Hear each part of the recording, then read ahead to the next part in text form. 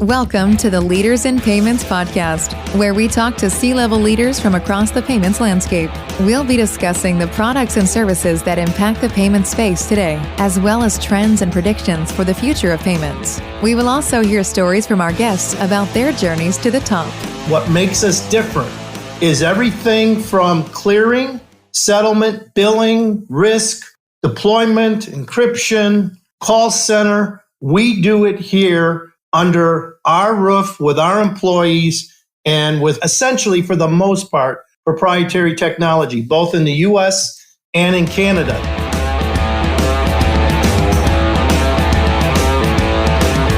That was James Oberman, CEO of Payroc, and he is our special guest this week. This is episode 91 of the Leaders in Payments podcast, and I'm your host, Greg Myers. And hey, before we get started, if you happen to office in Houston, Austin, or North Texas, check out Fuse Workspace, where their mission is to help others do more. Check them out at fuseworkspace.com. Okay, back to the show. Jim grew up on the south side of Chicago, attended the University of Arizona, married his high school sweetheart in Arizona, and moved back to the Chicago area after college. His first job was in public accounting, where he had clients in the equipment financing industry, which ultimately led him into the payments industry by financing the leases that ISOs were originating for equipment. Payroc is the 9th largest independent merchant acquirer in the U.S. They process about $33 billion a year, have over 100,000 merchant relationships, over 2,000 agents and sub-ISO partners, 40 ISV partnerships, and have 400 employees. In 2016, they had only 16 employees. 2019 was a big year for Payroc. They were approached by Parthenon Capital with a strategy to bring together 4 companies, NXTGEN, Payscape, Payroc, and BluePay Canada, into the new Payroc. Since 2019, they have continued to strategically acquire more companies. Jim walks us through his fascinating journey in payments and has some great advice for those just starting their careers in payments. We've got a great show today, so let's get started.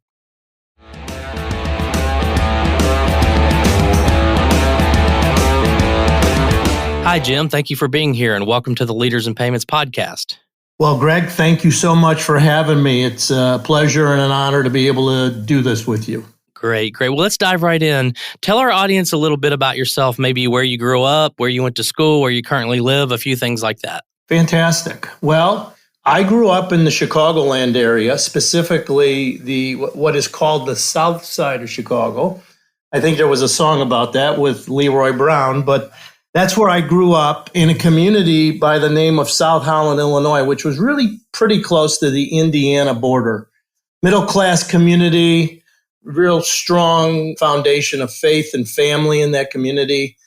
And went to Catholic school in early grade school years. And then when my family moved out to South Holland from what was the east side of Chicago, I started going to public school. So I went to public schools through high school in South Holland, Illinois. And then my aunt and uncle lived in Tucson, Arizona, and they invited me to come out there to check out Tucson. And I ended up going to college at University of Arizona in Tucson.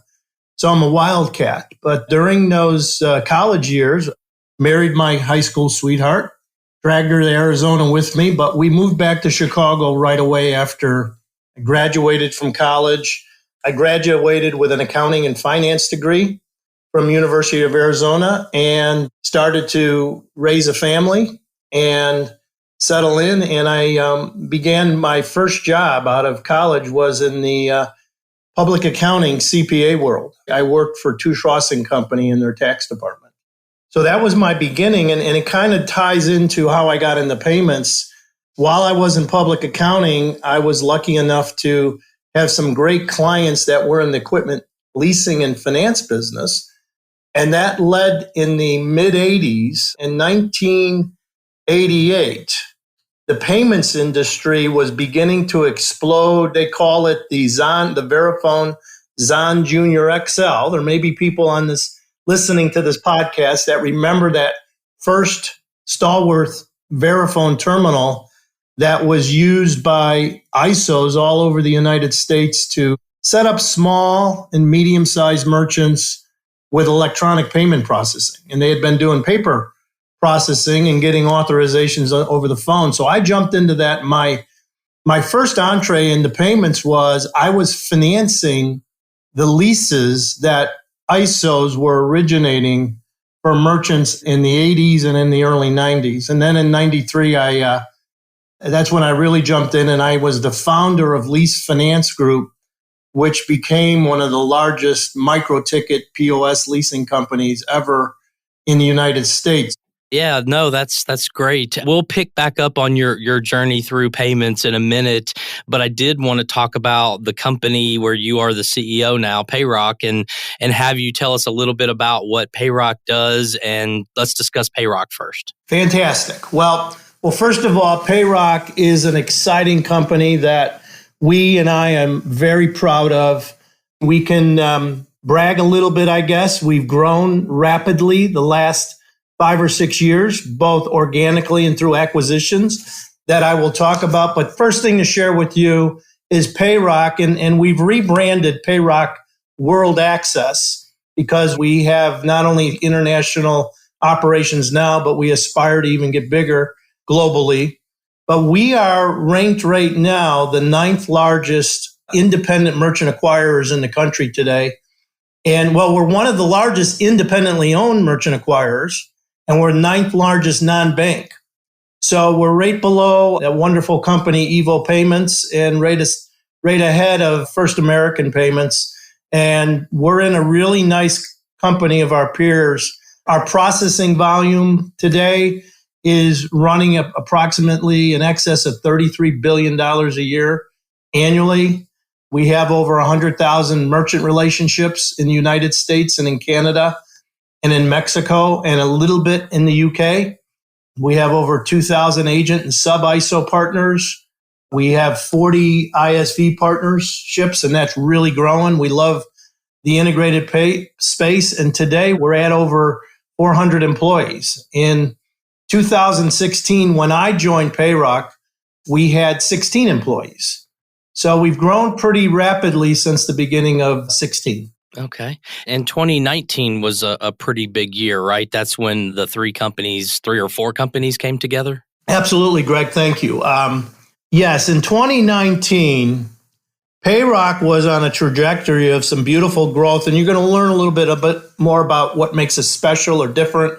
We're a full-service acquirer, meaning we have the capabilities with our own technology to deliver the same kind of payments, products, and technologies that the big boys do. And the big boys being, Greg, FIS, Fiserv, Elavon, TSYS Global.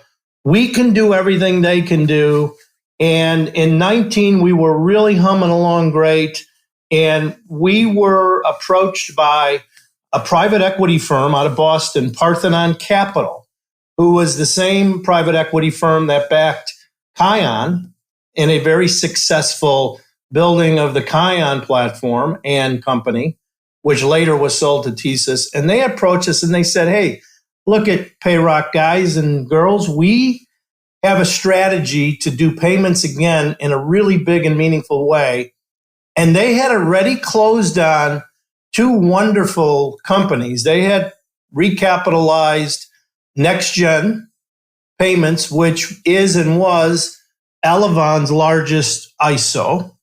And that was in December of 18. And then in May of 19, they recapitalized a company by the name of Payscape out of Atlanta and merged it with NXTGEN. And again, Payscape, very wonderful ISO that was an ISO of First American Payment Systems, had a great business model, had some differentiating tech that we'll talk about. And Parthenon merged the 2 companies together. And a little footnote, NXTGEN was voted ISO of the Year by ETA in 2000, I think it was 2016. Payscape was named ISO of the Year by the ETA in 2015, and Payroc was awarded that same honor in 2019. But what happened in 2019 is we were in sync with this private equity financial sponsor, Parthenon, and they said, hey, let's all do something together. We've got an amazing set of management teams here. Everybody is compatible with how they view what's happening in payments, how they view the world, how they like to operate.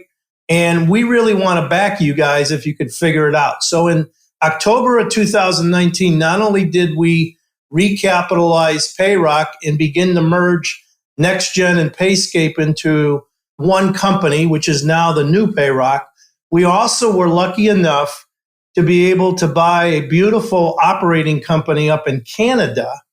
Formerly, the former name was BluePay Canada, which used to be owned by BluePay, and First Data picked that up when they bought BluePay, and they were trying to figure out what to do with it. And I think that First Data said, hey, let's put it on the market and see if we could fetch a nice value for it. So we were in a really good place with Parthenon. To kind of land the plane, Greg, we joined 4 companies together since October of 2019.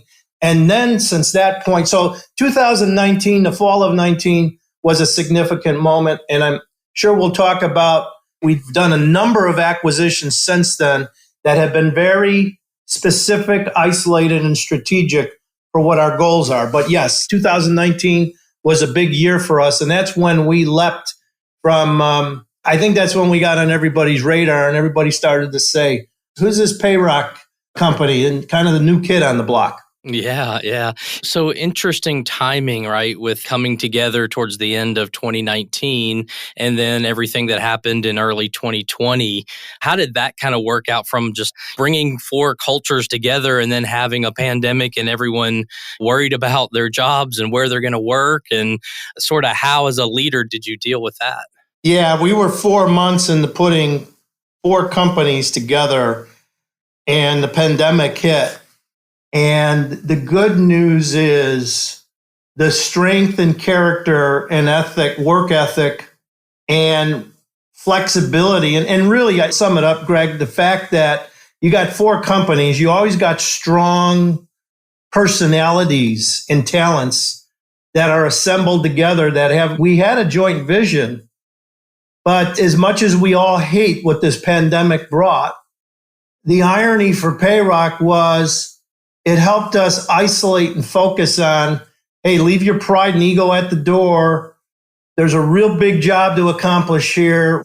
We had a strategy with our integration that we were not going to cut our labor force. We actually wanted to grow our labor force. So the good news first thing we did is we rallied around each other. We were able to flexibly take actions of the integration that were going to happen over a 2-year period, and we accelerated them at the beginning of a pandemic. And everybody came together, and the pandemic, in an ironic, weird, twisted sort of way, actually helped us accelerate the integration of 4 companies, 4 cultures, 4 management teams. And we came together. It was almost a rallying cry around, okay, we don't know what the pandemic's going to do to our processing volumes. And really, Greg, we had no control over that, right? Nobody did. And we just said, okay, whatever happens, we're going to stick together. And the other beautiful thing about it, we had a financial sponsor in Parthenon that was committed to the long run. And the other thing we got going for us, which makes us different, is the management teams of these core companies. We all had a significant rollover equity stake in Payroc.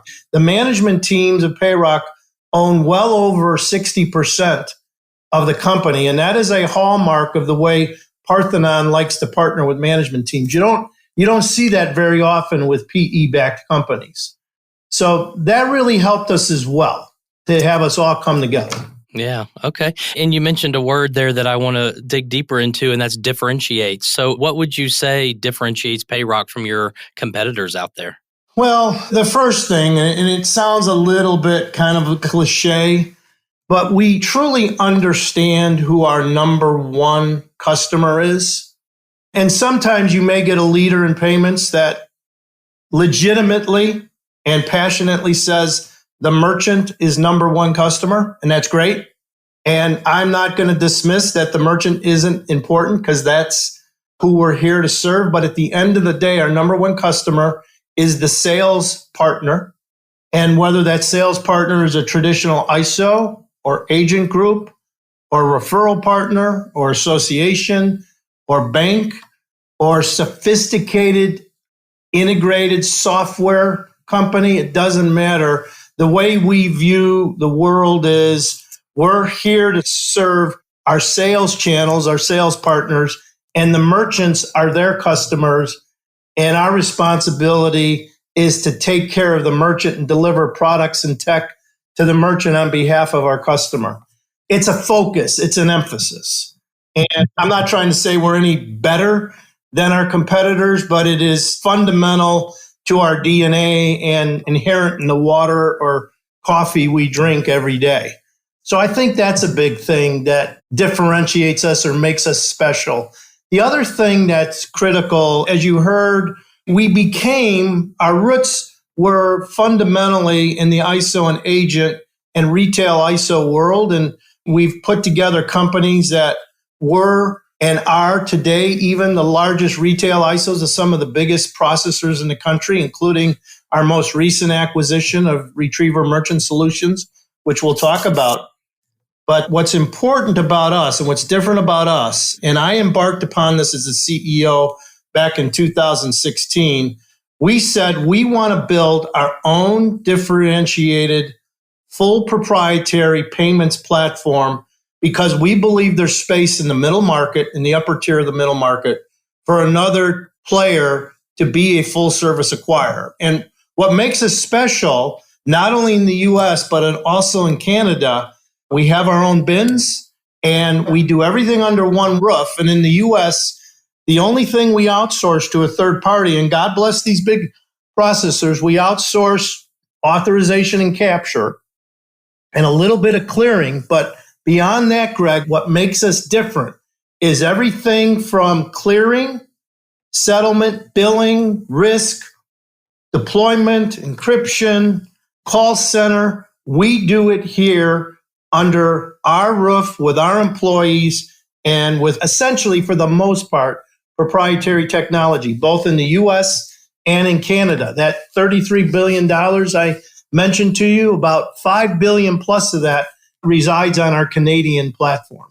So we're pretty special that way, and that gives us the ability to be nimble and flexible when, again, I love our big competitors because our big competitors are also our partners. They do a great job. They're great companies, but we're able to move more nimbly for the mid-sized client than maybe they would otherwise be either able to do or willing to do. Okay. And you started to mention some strategic acquisitions and Retriever being one. Do you want to talk about that a little bit? Yes. And even during the pandemic, Greg, we kept our shingle open on acquisitions. And right in the midst of the pandemic starting, late February, early January 2020, we acquired a small sales group, an ISO, that was part of the Oberman family called Gateway Payments. But then in the middle of the pandemic, July of 2020, we acquired a specialty ISO of both First Data and Vantiv called Strategic Payment Systems. Wonderful company. Strategic was founded by Rick Pilot, John Stevens, and Todd Stevens. And they had been a client of mine when I was an executive at Vantiv. And we loved their culture. We loved their distribution strategy. So we acquired them in July 2020. They continue to operate as an autonomous brand out in the market, powered by Payroc. In September of 2020, we acquired a very unique and interesting technology company by the name of eConduit that basically their core technology is a middleware that makes it easy for ISVs to certify an EMV terminal in a very short period of time so they don't have to go through the complexity of the Class A or Class B certification with a big boy. So we love having eConduit on our platform and leveraging their technology. And another thing we did in September, you'll notice if you look at some of our press releases, we believe technology is going to drive distribution more and more in payments. We'll talk about that later today together. But we're a big believer that there are ISVs out there that are early stage companies doing real great. And so, for example, we made an investment in an ISV by the name of Run Sign Up that is a PayFac and we took a minority investment position. So that's another strategy of ours, that we love the integrated payments space. And we also, because of how well capitalized and how financially strong we are, we're able to make those tuck-in investments to help partners we like that aren't ready to do something 100% to get some capital to spur their growth on. November of 2020, we acquired another specialty ISO, Bluestone Payments, that was founded by Linda Rossetti. Again, a wonderful, and you'll notice the theme here. Each of these acquisitions had a specialty vertical that they focused on. Bluestone has some blue chip clients that operate in the prepaid and gift card space. We loved what they were doing. And again, they were a firm, great partner of First Data, which we've continued that partnership. And then kind of launching to this year, in March of 2021, as I mentioned, we acquired Retriever Merchant Solutions, which is the largest ISO of FIS today. And again, we treasure the relationship with FIS and Vantiv. That's the world I came from. I was a senior executive there. And that particular acquisition is special to me because the founder of that company is a buddy of mine since high school. We actually played in a band together, and I kind of dragged them into the industry many, many years ago, over 20 years ago. So what we love about Retriever Merchant Solutions is they could plug right in to Payroc's core acquiring platform and really bring forth to their agent channels some differentiating tech and product, and really to win in some deals that they historically haven't been able to win at in the last few years. And then also, last but not least, we closed on, another specialty tech company by the name of Banquest that had some specialty gateway solutions that they built, middleware, to really do some custom things for e-commerce merchants. So I don't know what that adds up to be, but that's a number of acquisitions. What is that? 1, 2, 3, 4, 5, 6, 7, 8. And we've got 2 more under LOI. So not only are we growing organically, Greg, we're being very careful and strategic. And you're probably wondering, okay, why are you acquiring other companies? Isn't it hard to integrate? We spend most of our time making sure that the founders want to be part of something bigger and more meaningful, and that's Payroc. And then we also make sure that what they're doing fits in our tech and product stack and fits within our culture. So we're not out there bidding on every deal. We certainly like to look at every deal that's out there on the street, but we are definitely in a good place where we represent a really nice place for a great company to become a part of something bigger. Okay. And I think that I know the answer to this next question just based on your last answer there, but where do you see the industry heading, say, in the next 2 to 3 years? Okay, great question. Great question. If I could answer that question with certainty, I might not be in this business, but it's clear. First of all, as much as things are changing, what I try to share with everybody, kind of as an older guy, I'm 62 years old, and as you've heard, I've been in this industry now 33 years. Things aren't really changing, they're just moving faster. And where I see payments going in the next 2 to 3 years is companies that are delivering technology and product to businesses to accept payments need to be, and this sometimes is an overused word, they need to be omni. Businesses today, their business models are, some companies sell online and in a store. Some started out in a store and complemented to online. Some started online and complemented in a store. Now what else are we getting? Come and pick up what you're buying from me outside on the curb, right? And it's not just restaurants. It's other types of businesses in America. Mobility, being able to do in-store mobility, out-of-store mobility. Being a payments company has to be able to look at what are labeled ISVs or integrated payment companies, integrated payments strategy, that vertical, the software company has become more and more and more and more relevant, and they're embedding integrated payment solutions into their software. So I see that trend continuing to accelerate. But I will say to everybody, there's still a large SME market in the United States that needs core traditional omni-type processing solutions. And then there's another phenomenon sweeping the country that normal retail America is embracing, and the traditional core e-commerce mid, and that is the phenomenon of compliant surcharging. Some companies call them cash discount programs. But I think one of the things, Greg, the pandemic especially accelerated, and this was happening even before the pandemic, the cost of payment acceptance, as you know, averages anywhere between 2% to 3.5%, 4% sometimes, right? And businesses are especially sensitive to how they manage their P&L.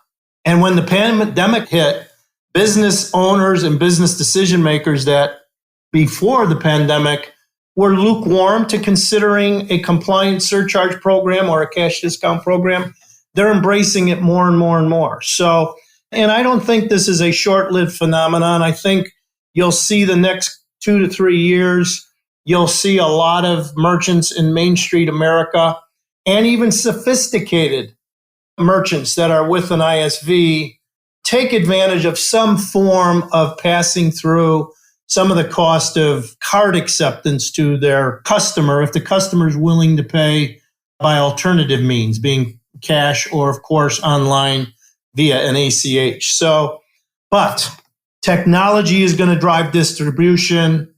Payroc is quadrupling down on our investment in technology and integrated payment products.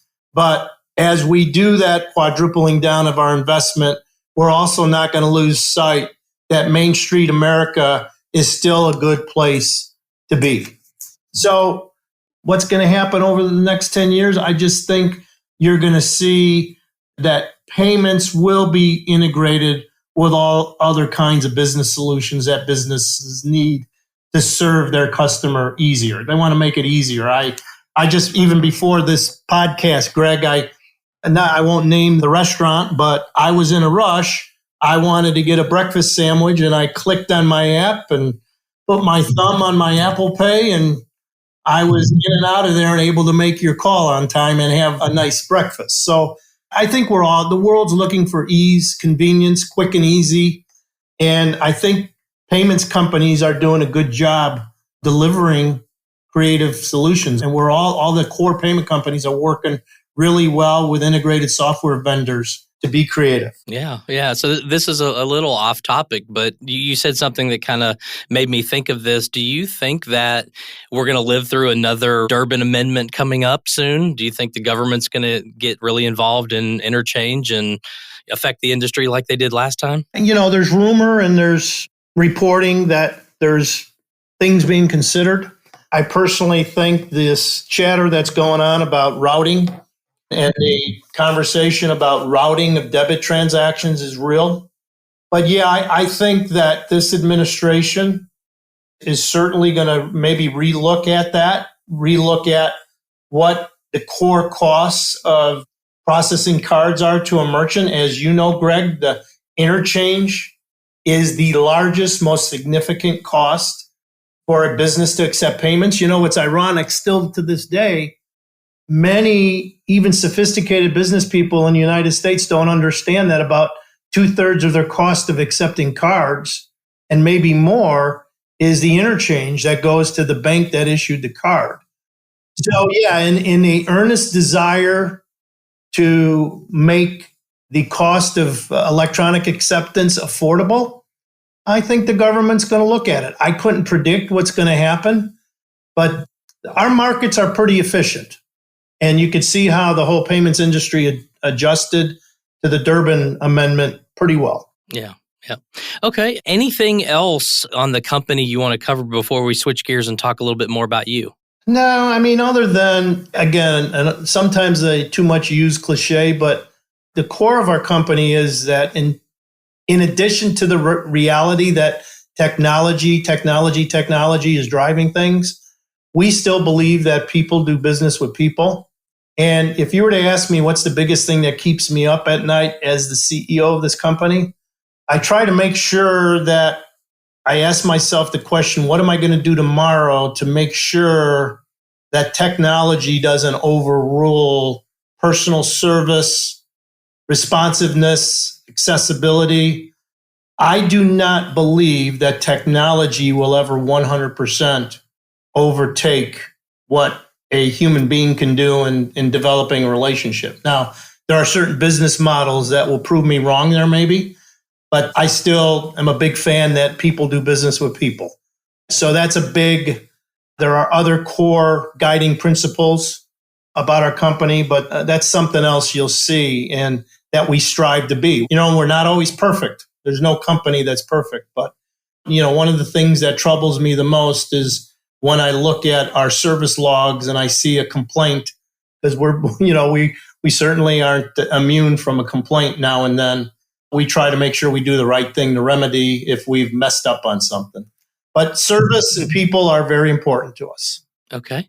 Well, let's pick back up on your career journey from the time you were maybe a couple of jobs out of college. You were in the leasing business and then got into payments. So maybe fill in the gap between that time and today as you're the CEO at Payroc. Okay. I'll take you from 1993 to today. And some people accuse me of not even being able to say hello in 20 minutes. I'll keep it short.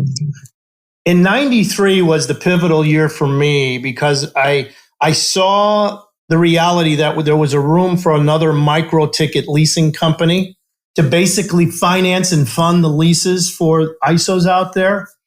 And so in 93, I founded a company by the name of Lease Finance Group. And we rapidly grew that company. And again, our primary customer was the independent sales organization that had agents and referral partners that were out in America writing merchants and deploying terminals. And a certain percentage of the time, they deployed the terminal and made a commission by originating a lease. We funded those leases at Lease Finance Group. So even though I was in the quote unquote leasing business in 93, I really looked at it like I was providing capital to ISOs to grow their merchant base. We got that right away. So from 93 to 97, we grew the company from 0 merchants to 35,000 merchants, and and there was some big capital companies, namely CIT Capital, that took notice of us and said, hey, we like what you're doing in the micro space.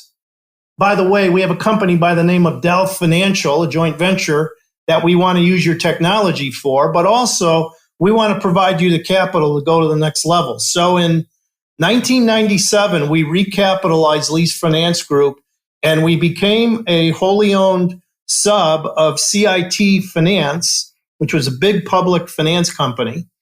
And from 97 through 2000, the management team of Lease Finance Group, myself, we built that company from 35,000 merchants to 250,000 merchants. And all the big acquirers, Greg, were our clients. Retriever Payment Systems, very notable. Evo Payment Systems, North American Bank Card, First American Payment Systems before they did their own leasing company. Global Payment Systems. I mean, I could go on and on. Anybody that was out there writing a lot of merchants as an ISO or as an acquirer, we were funding their leases for them. And I took particular favor to one of my clients by the name of Retriever Payment Solutions that was owned by First National Bank of Omaha. And in 2000, when my contract was rolling off with CIT, and we had beat all our earnouts in that, the management team at Retriever Payment Systems approached me and said, hey, Jim, got an opportunity to buy a major portion of Retriever Payment Systems from First National Bank of Omaha. First National Bank of Omaha is going to remain our member bank sponsor, but they want to spin it off and they're going to let the management team buy 80%. Would you like to join us and help us finance it, fund it, be on our board, help us do leasing, check, a bunch of other things? So in 2000, when my contract with CIT ended, very favorable terms, I went on to join the Retriever board and investment roster to help them facilitate buying Retriever payment systems from 80% of Retriever payment systems from First National Bank of Omaha. From 2000 through middle 2004, we grew the company from 60,000 merchants to well over 100,000 merchants. I had invested alongside the co-private equity firm and loved where we were going. And in 2004, we had an opportunity to recapitalize the company with a larger private equity firm, GTCR out of Chicago, where I was headquartered. And since I had helped Retriever build their risk department, their risk methodology, their leasing company, we were doing check processing, GTCR and Retriever invited me at that point to become a senior executive, roll my investment over into the next season of Retriever. And I did that in 2004. That's when I became an employee and the chief risk officer of Retriever. And then we got real big in 2006. We acquired National Processing Company in partnership with GTCR from Bank of America. It was the largest carve-out ever done in the history of bank card, where not only did we pick up their entire ISO distribution channel, but picked up over 150,000 merchants. And I was appointed to be the integration officer of that acquisition, along with becoming the chief operating officer of what then became NPC/Retriever. We built that company. As you know, the world economy and U.S. economy really flattened out and hit a crisis in 2008. We held steady. We held our steady to our serve through that turmoil of economic times. And in 2010, we were approached by what became Vantiv, because Vantiv didn't have an ISO or agent business or a prolific SME business, and we did. And they loved what we were doing. And in 2010, when Vantiv acquired us, they asked myself and another senior executive to stay on and be the managing director of that company and that business unit until such time in 2012, they integrated the NPC and Retriever platform into the Vantiv platform. But what was great about that time, I was a senior executive on the executive management team of Vantiv from 2010 through the end of 2015. And what was great about that experience for me, I saw a lot. I was able to run the ISO business for them. I was able to help them navigate through the public offering we did in 2012. I was able to be a part of the M&A team that we bought an integrated payments business in Mercury and Element, and some other good acquisitions. And moreover, after I was done running the ISO business, they asked me to be the chief risk officer of all of Vantiv and help them stand up their payment facilitation business unit and their gaming. So I had a lot of great experiences at Vantiv for 5 years, and it put me in a really good place. And during this whole season, Greg, the bottom line of this, there was a ISO of Retriever in Vantiv by name of Retriever of Chicago. That was a company that started in 2002, 2003, that was owned by my sons. And I never dragged my boys into it, Nicholas Oberman and Adam Oberman. And they built what became one of our largest customers on the ISO side. And they were encouraging me, hey, come on, Dad, join us, help us grow this company to the next level. And so that's what I did. I went to the management team of Vantiv. I said, hey, I'd love to join my boys' company, a very unusual thing to do. But they had a very, very nice company. And I joined them, and then the rest is history. And by the way, the name Payroc, if you're wondering where the name Payroc come from, yeah, pay is payments, rock is solid, Rock of Gibraltar, but the ROC in rock stands for Retriever of Chicago. Ah, a history lesson there, yeah. Yeah, a little factoid, a little internal thing. But I was fortunate enough to be able to join 3 people great in payments. My nephew also, Ryan Hallett, was one of the founders of Retriever Chicago But the three of them invited me in and they said, okay, old man, why don't you go do what you do good? You know everybody in the industry. Why don't you give us a path to grow organically, but then go look at doing some acquisitions? And that's what we did. We partnered with a bank in Chicago by name of NB Financial Bank that eventually merged with Fifth Third. Kind of the whole Fifth Third connection going on here. There's the big connection there. And the rest is history. We went on a really nice run to stand up our own full service acquiring platform. And by the time going fast forwarding, Greg, to that moment in 2019, at that time, Fifth Third Bank was actually an equity owner in Payroc. And because their relationship with Vanna was complicated, and because we had international aspirations, we said, hey, guys, we need to buy you out. We need to recap the company. And Parthenon's really made a compelling offer to the management team.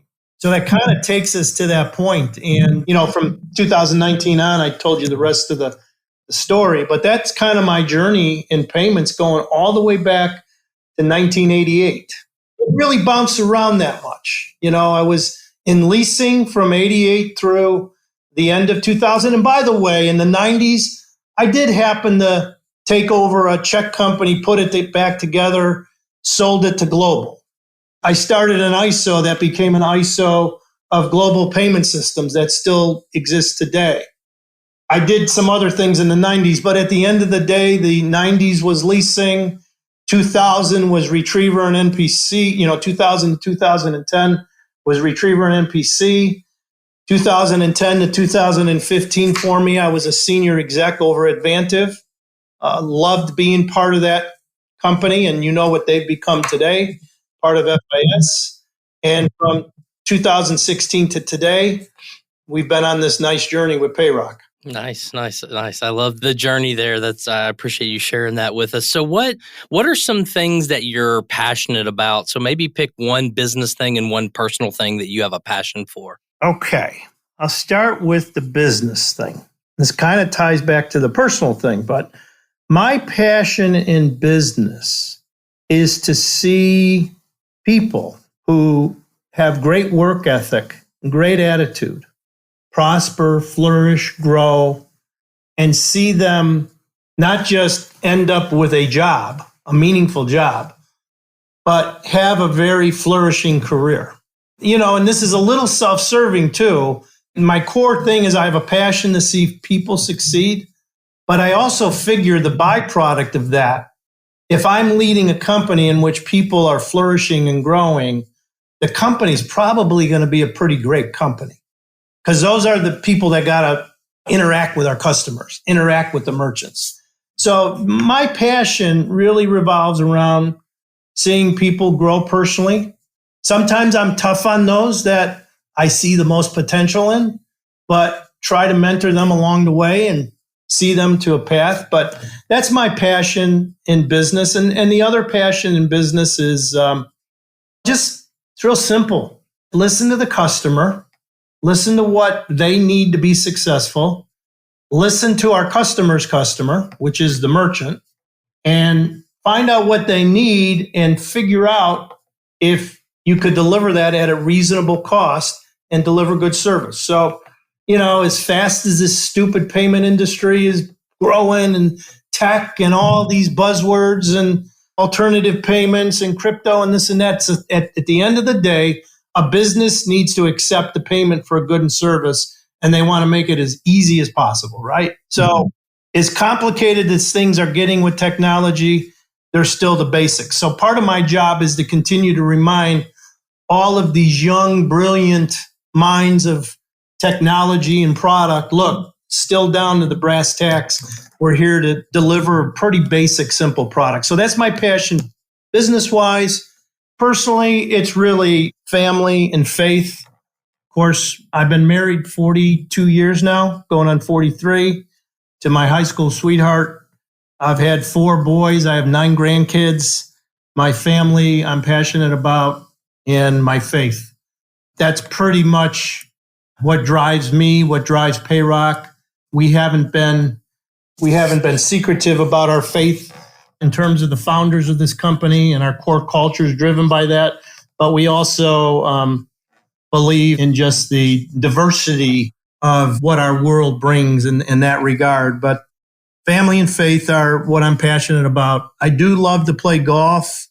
I suck at it now, but I still love to play it because it's kind of like life. Ultimately, you don't get to win, you just get to play. And that was, by the way, that was a quote of Jack Nicklaus, so I won't take credit for that. He said, golf is like life. In the end, you really can't beat it. You get to play and enjoy it every day. So that's kind of what drives me and what I'm passionate about.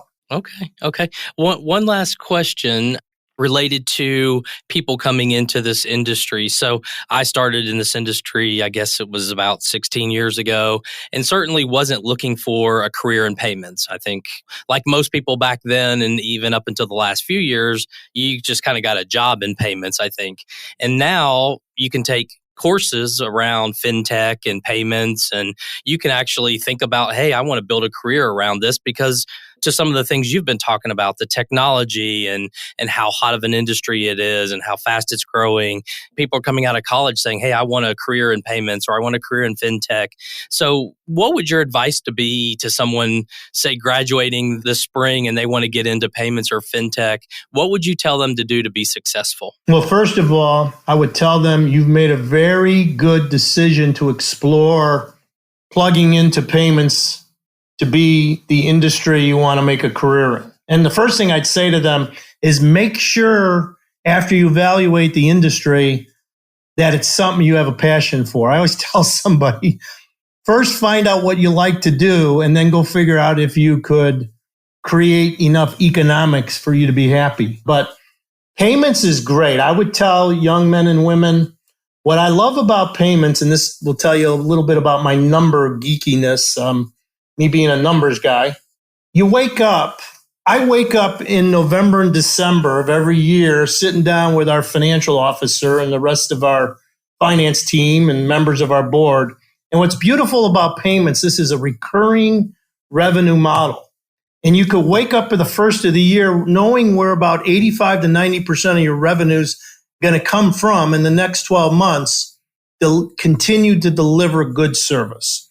So that's one of the things about payments. Greg, that's why payment multiples today are at their all-time highs, because smart money recognizes that mathematical reality, that this is a recurring payments model.